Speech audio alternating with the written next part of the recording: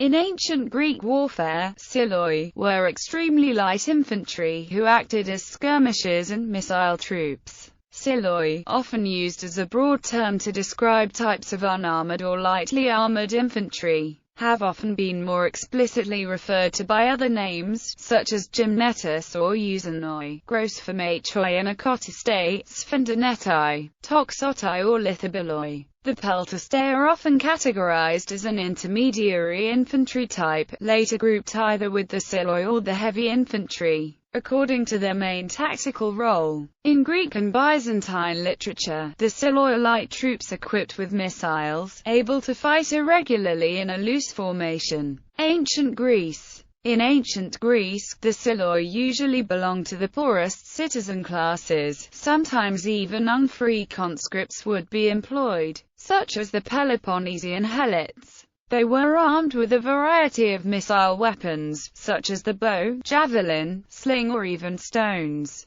For defense, they had no armor and usually no shield, but would be equipped with a dagger or short sword. The Psiloi were trained as skirmishers. Their task was to harass the enemy phalanx before the clash, to try to provoke disorder and protect their own lines from enemy skirmishes. They would be sent to occupy imposing terrain around and within the battlefield, as well as to disrupt the enemy in any way during his march, deployment or encampment. Just before the charge of the line, the Psiloi would be recalled through the phalanx and deployed behind it or on its wings. They would avoid close combat with more heavily armed opponents unless they had the advantage of especially favorable terrain. Byzantine Empire. Byzantine military treatises call all light troops Psiloi, regardless of their defensive equipment. They were still used as skirmishers, but they were often deployed in regular lines behind or among the heavy infantry ranks, usually equipped with bows.